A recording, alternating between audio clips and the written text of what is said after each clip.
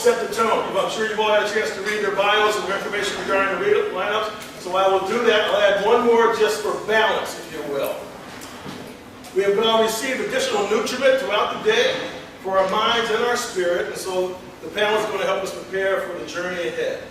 And for our first panelist will be Alice Forrester. And for Alice, she said she was going to be thoughtful this evening. She was a little nervous, but volunteered to go first. That's important. She's excited, and she was happy when I had a chance to meet her. So please welcome Alice Forrester.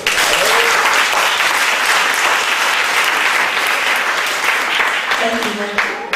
I don't have a voice as loud as yours, but thank you very, very much. For those of you in my courageous community training, those of you who are saying, why did she volunteer to go first? Didn't you learn anything?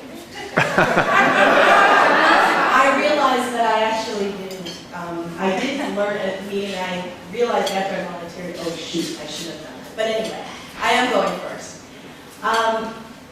Thank you so much. This has been an exciting, sounds like an exciting day, and I was here this morning and able to hear the talk on transformation.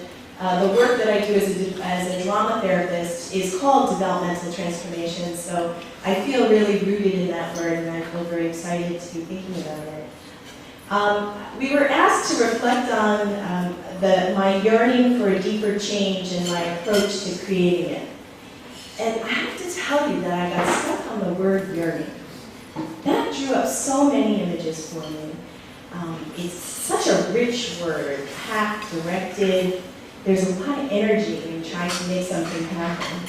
You know, your very being becomes consumed with yearning. And yearning is an empty space, but it's full. It's full of energy. And it's, you know, I was looking up on, I love watching YouTube before I'm going to present it, I was looking at about quantum mechanics and physics, and there was this guy who was talking about the distance between the neutron and the electron, and it's like 26 miles, really, ultimately, in the space between those two, and that's yearning, you know, the distance between our cells, the distance between our very nucleus. And in quantum mechanics, that space between those two places is called the ocean of potentiality. So yearning, in my mind, has so much potential.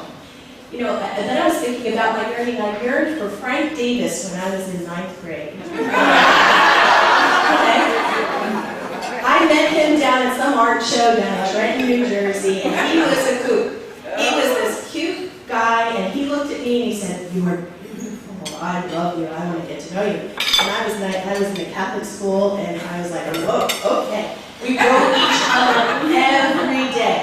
But he lived in Willingboro, New Jersey. If any of you are from New Jersey, that's a very distant exit. I lived in Rahway, and I was 14, so there was no such thing as cars. I yearned to my parents driving to Willingboro. Absolutely not. I never got to Willingboro, actually. But I yearned for him in a deep, deep way.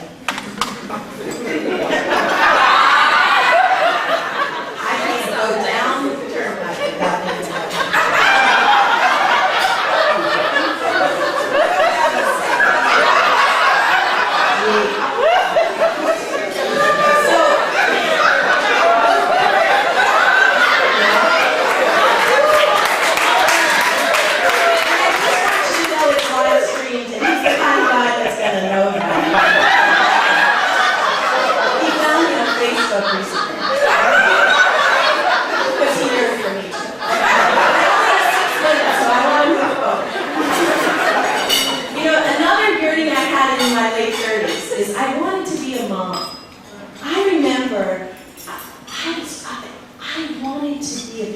So badly. Like, I used to drive in the car and pretend I had a son sitting in the back rocking.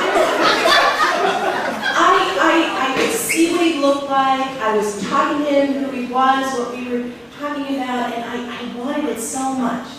He was, the idea of having a child was so important to me. You know, when I yearned for Frank Davis, he was getting me out of Broadway. He was an artist. My yearning also was about visioning myself out of where I could have been. And, you know, my yearning for children actually was really complicated because my husband at that time didn't want to have children. And I had to, in order to fulfill that yearning, I had to leave him, I had to find a partner, I had to finish my dissertation, stupid thing, that was my first time. And then I was able to actually manifest getting to having children. And so I was thinking, you know what? Yearning actually generates change. So I was thinking that the actual vision and the vision quest, engaging it with your senses, preoccupied by it, Mrs. Frank Davis, you know, all of that yearning became actually my potential for change. You know, and so I beg forgiveness is that I don't yearn for change. I actually yearn, and that yearning actually allowed me to change and really had, it changed, it brought me into that world of potentiality, what else could be. So I think that really what we all need to leave here for is a deep yearning. Now, I just need to say that after menopause, I found my yearning thing broke.